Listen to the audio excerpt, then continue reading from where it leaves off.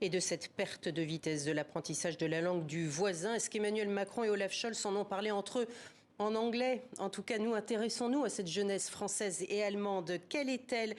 Quelles sont ses attentes? Quelles sont ses craintes? Sa vision du monde actuel et futur au regard du passé?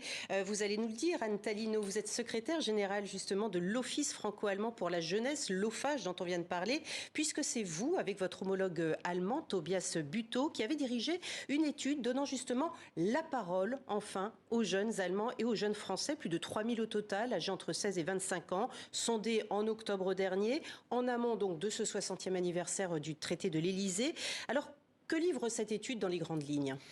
Alors, exactement, nous avons souhaité, avec toute l'équipe de l'OFAGE, commander cette étude à Kantar, parce que d'abord, l'Office franco-allemand pour la jeunesse n'avait plus fait d'études depuis 2002. Donc ça faisait plus de 20 ans que nous n'avions pas commandité d'études et que... au moment de ce 60e anniversaire du traité de l'Élysée, mais qui a donné naissance à l'OFAGE quelques mois après, donc notre 60e anniversaire à nous aussi, il nous paraissait important d'avoir une photographie de la jeunesse actuelle, de ses attentes, de ses espoirs, de son état d'esprit, de ses similitudes, de ses divergences, aussi pour pouvoir adapter et construire notre action en fonction de cela. Alors, eh bien, ça donne, sans trop de surprise, une vision de la jeunesse qui est assez morose, une jeunesse qui a peur pour son avenir. Mais ce qui est intéressant, c'est quand on rentre un peu plus finement dans l'analyse, on se rend compte que les craintes sur l'avenir sont des craintes plus collectives que individuelles. On pense que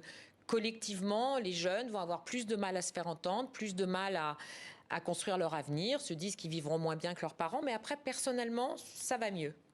Et puis, ce qui est intéressant, c'est d'analyser l'appréciation globale. Donc, on voit que, comme nous le pensions, mais ça le valide, les deux jeunesses sont assez proches les unes des autres dans leurs espoirs, dans leurs craintes, dans leurs références.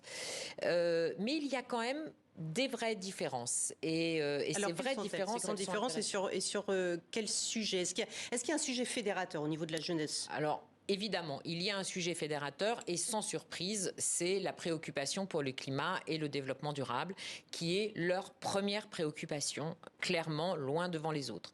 En revanche, on voit qu'en Allemagne, les jeunes sont aussi préoccupés, plus préoccupés que les jeunes Français par la guerre en Ukraine. Proximité géographique y est forcément pour quelque chose.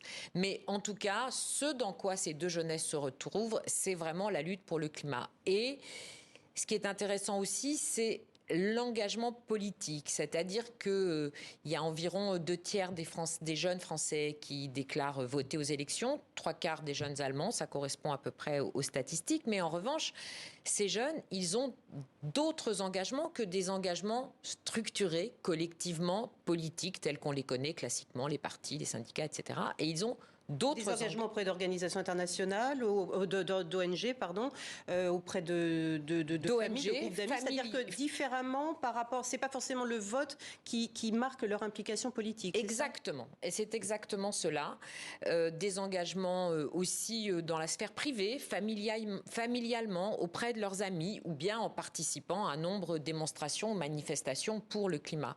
Et donc, un des sujets qui nous occupe et qui nous préoccupe, évidemment, c'est comment faire en sorte que ces engagements puissent être soutenus, que les jeunes se sentent acteurs de leur avenir, mais aussi pour faire en sorte que notre système de démocratie représentative puisse continuer à fonctionner. Parce que vous, à l'OFAGE, comment vous procédez? Vous avez des programmes de soutien auprès de la jeunesse allemande et française, vous offrez des subventions. Comment procédez-vous?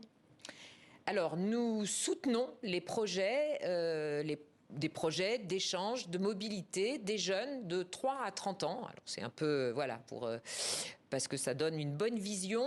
Entre 3 et 30 ans, en gros, toutes les étapes de votre vie peuvent trouver écho dans un projet ou un programme de l'OFAGE. Que ce soit dans un cadre à la maternelle, où en France, on peut venir vous sensibiliser à la culture allemande, que ce soit après dans le cycle scolaire, où il y a évidemment des voyages scolaires, qu'ils soient individuels ou collectifs, mais aussi extrascolaires, par exemple dans des programmes sportifs. On est en train d'essayer de profiter de la dynamique des Jeux Olympiques pour relancer relancer tous les programmes d'échanges sportifs après la pandémie, et ça marche plutôt bien. Après, des échanges culturels également. J'aurais voulu parler un petit mot, parce qu'il nous reste peu de temps, mais du programme de personnalité d'avenir qu'a évoqué ce matin le président Macron. L'OFAGE est impliqué ? Oui, tout à fait, puisque le président l'a dit, l'OFAGE met en œuvre ce programme Génération Europe, dont les personnalités qui ont été sélectionnées, donc programme de Young Leader, de personnalités d'avenir, seront tout à l'heure présentées par le président et le chancelier.